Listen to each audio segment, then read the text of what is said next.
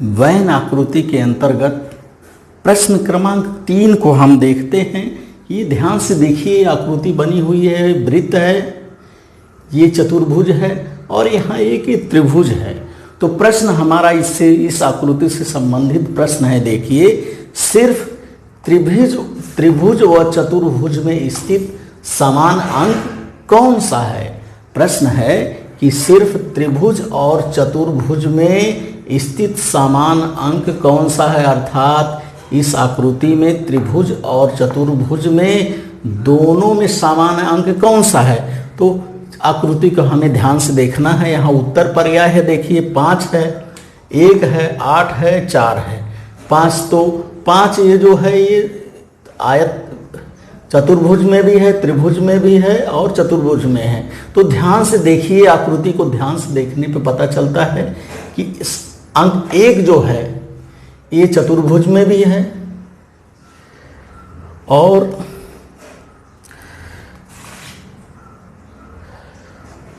आकृति को हमें ध्यान से देखना है कि सिर्फ त्रिभुज और चतुर्भुज में कौन सा अंक है। तो देखिए, ये त्रिभुज है और ये चतुर्भुज है। अब चतुर्भुज में देखिए 1 2 3 4 अंक है और त्रिभुज में देखिए 1 2 3 4 अंक है।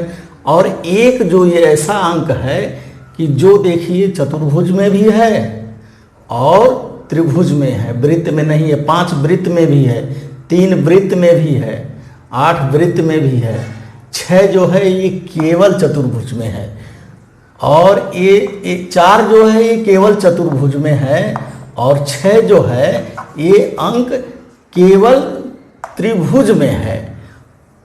तो हमें यहाँ 1 जो है प्रश्न क्रमांक 3 में 1 है संख्या, जो पर्याय क्रमांक 2 पर 1 है। देखिए, अर्थात इसमें पर्याय क्रमांक 2 जो सही है, इस वैन आकृति में 1 जो है ये त्रिभुज और चतुर्भुज में दोनों में सामान्य है। अर्थात उत्तर पर्याय क्रमांक हम 2 को क्या करेंगे, इस तरह से गोल कर देंगे। उत्तर पर्याय में जा करके 2 नंबर के गोले को हम इस तरह से रंग देंगे तो हमें पता चल गया कि इस वैन आकृति में त्रिभुज व चतुर्भुज में स्थित समान अंक 1 है। वैन आकृति के अंतर्गत देखिए प्रश्न क्रमांक 4 है। देखिए, इस आकृति को ध्यान से देखिए और देखने के बाद प्रश्न क्रमांक 4 है, केवल किसी एक आकृति में आने वाले अंकों का योगफल कितना होगा। प्रश्न हमारा है, देखिए, कि केवल किसी एक आकृति में आने वाले अंकों का योगफल कितना होगा। उत्तर पर्याय देखिए, पहला है 13, दूसरा है 16, तीसरा है 21 और चौथे क्रमांक पर 17 है। तो हमें देखना है आकृति को ध्यान से कि केवल किसी एक आकृति में आने वाले कितने अंक हैं। देखिए, केवल एक आकृति में आने वाले, वृत्त में आने वाला 7 है, वृत्त में 7 है और चतुर्भुज में 4 है और त्रिभुज में देखिए सिर्फ 6 है। अब इन संख्याओं का योग देखिए, 6 4 10, 10 7 17 होता है।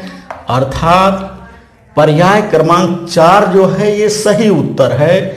4 पर देखिए 17 बना गया है। तो उत्तर पर्याय में हम 4 नंबर के गोले को इस तरह से रंग देंगे तो हमें पता चल जाएगा कि इस वैन आकृति में केवल किसी एक आकृति में आने वाली अंकों का योगफल जो है वो 17 है। 6 7 4 को जोड़ने पर 17 होता है। अर्थात उत्तर में पर्याय क्रमांक 4 जो है ये सही है।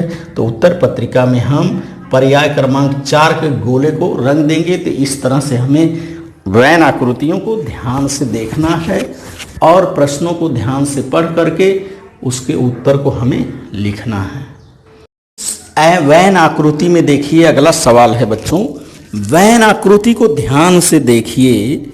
ये वैन आकृति का चित्र है और इसमें देखिए किस तरह से सवाल को हमें हल करना है। ये वृत्त बना हुआ है, ये चतुर्भुज है और ये त्रिभुज है। इन आकृतियों को ध्यान से देखिए, यहाँ 4 है, 5 है, 8 है, 9 है, 2 है और 7 अंक है। और इससे प्रश्न देखिए किस तरह से बनाया गया है।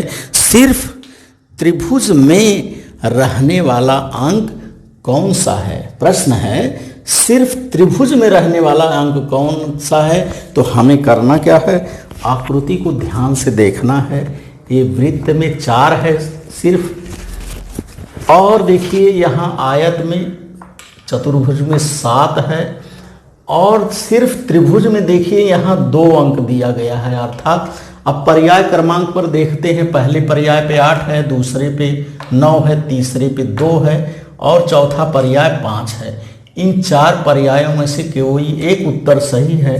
तो देखिए यहाँ त्रिभुज में केवल त्रिभुज में अंक 2 है, अर्थात पर्याय क्रमांक 2 जो है ये सही उत्तर है।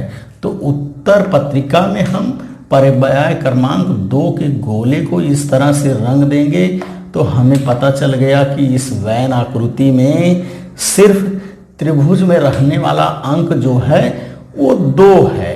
2 जो अंक है वो केवल त्रिभुज में अकेले यहाँ पर है। तो इस तरह से हमें वैन आकृतियों को ध्यान से देखना है और देख करके उससे संबंधित पूछे गए प्रश्नों को हमें उत्तर पर्याय को खोज करके, सही पर्याय को खोज करके उत्तर पत्रिका में सही गोले को हमें क्या करना है, रंगना है। तो इस तरह से हम वैन आकृतियों का निरीक्षण करके प्रश्नों को हल करेंगे। वैन आकृति को ध्यान से देखना है और इससे देखिए प्रश्न क्रमांक 6 को हम हल करते हैं। अगला प्रश्न क्या है, देखिए वृत्त व आयत इन दोनों में समाविष्ट अंक कौन सा है? प्रश्न पूछ रहा है यहाँ इस वैन आकृति से संबंधित कि वृत्त और आयत इन दोनों में समाविष्ट अंक कौन सा है। तो बच्चों हमें उत्तर पर्याय में देखना है। पहले उत्तर पर्याय पर 5 है, दूसरे पे 8 है, तीसरे पे 4 है और चौथा पर्याय 7 लिखा गया है। तो हमें आकृति को ध्यान से देखना है और इसमें हमको खोजना है कि वृत्त और आयत इन दोनों में समाविष्ट अंक कौन सा है। तो देखिए ध्यान से हम वृत्त को देखते हैं।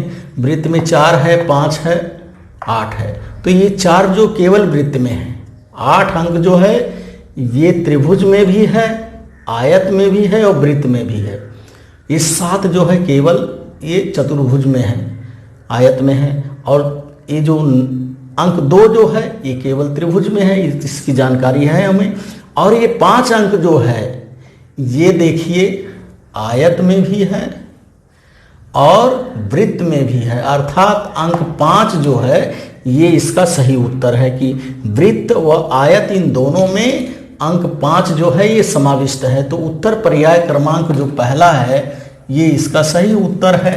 तो उत्तर पत्रिका में हम पर्याय क्रमांक 1 के गोले को इस तरह से हम रंगेंगे और वैन आकृतियों को ध्यान से देख करके इन सवालों को हमें हल करना है कि वृत्त व आयत इन दोनों में समाविष्ट अंक जो है 5 है।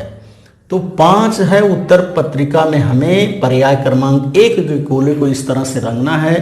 तो इस तरह से हमें वैन आकृतियों से संबंधित सवालों को ध्यान से देख करके हल करना है। आकृति से संबंधित अगला प्रश्न देखिए, प्रश्न क्रमांक 7 है, इस आकृति से संबंधित है।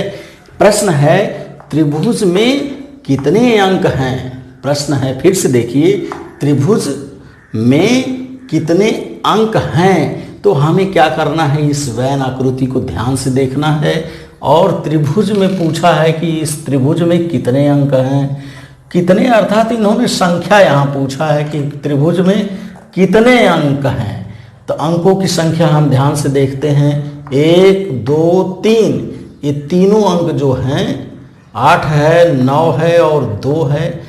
और उत्तर पर्याय हम देखते हैं, उत्तर पर्याय पहला 2 है, दूसरे क्रमांक पर 1 है, तीसरे पर 4 है और चौथा पर्याय पर 3 है। अर्थात पर्याय क्रमांक 4 जो है ये सही उत्तर है कि त्रिभुज में 3 अंक हैं, 1 2 3।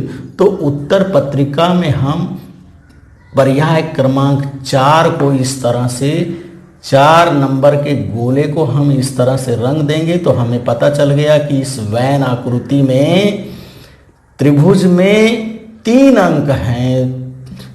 तो इस तरह से बच्चों हमें क्या करना है कि वैन आकृतियों से संबंधित सवालों को हमें हल करना है।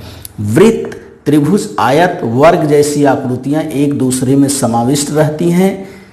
ऐसे आकृति के भाग अंक अथवा अक्षरों में दर्शाए जाते हैं।